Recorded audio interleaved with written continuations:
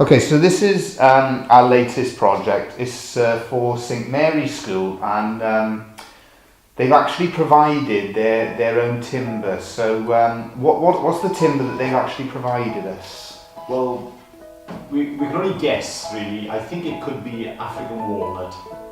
Right, and where did they actually get the wood from? Okay, this was in a cloakroom, and it was a little sort of seat covering where they used to store their Wellingtons. And you can see they removed it from the wall, these plates, and we reduced it down. So basically, these sort of hinges that we can see on the back of you, you're going to take those off. Yeah. And then what are you going to do? You're going to put it through the plane and sort of tighten it up. Yeah. And then where do we go from there? Look at this. We've got a design. We've developed the design there. Then where did the idea come from? Is this something significant? This Celtic cross? Well, that was given to us by the school. Yeah. And it's their school logo. Sadly, the school is closing, and it's been there for 60 years. So the little diamond, yeah, in the centre there will represent 60 years.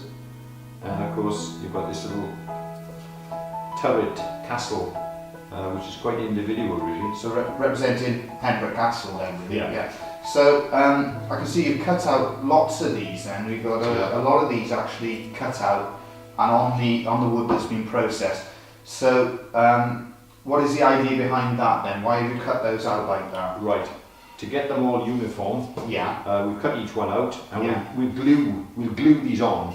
So that's slightly different to what we normally do then, where yeah, we would normally use a template, yeah, or use carbon paper. So you actually cut all of those out. We're going to stick them on the wood, yeah, and then is it pretty much it's going to be the same sort of process? And after that, we'll cut the design out, yeah, and then we'll actually hand carve them. So that's basically what we're going to be doing then in this video. Then is we're going to be showing how this particular design, how this project, how it's actually been made. That's correct. Yeah, brilliant.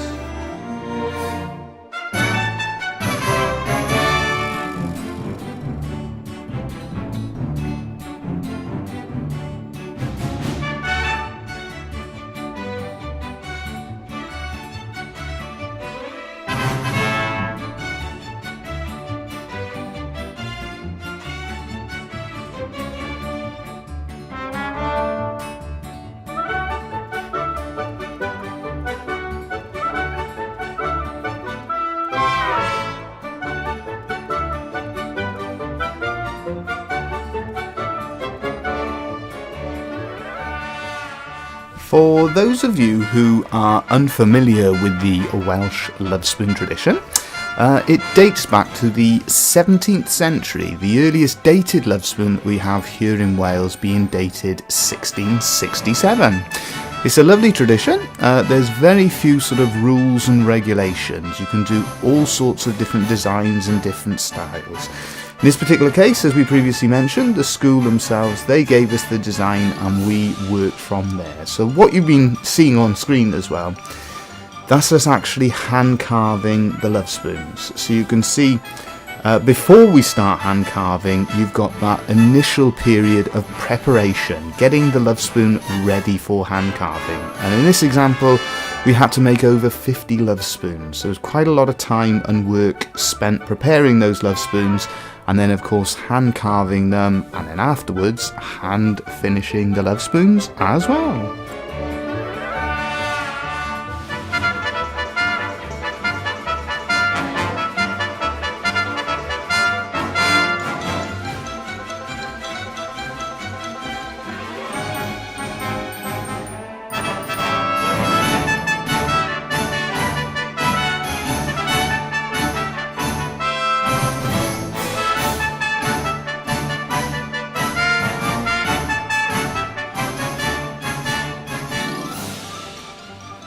For those of you who are interested in having a go at making your own Welsh lovespoon, we do highly recommend having a go.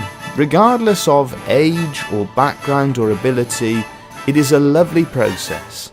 As with all things, especially with working with the gouges and chisels, you need to take care because they are sharp, so it is possible to inflict sort of cuts and small nicks, that sort of thing. So we suggest keeping both hands on the tool itself and cutting away from yourself. We always advise as well to secure the Lovespoon in a vise so it can't move about.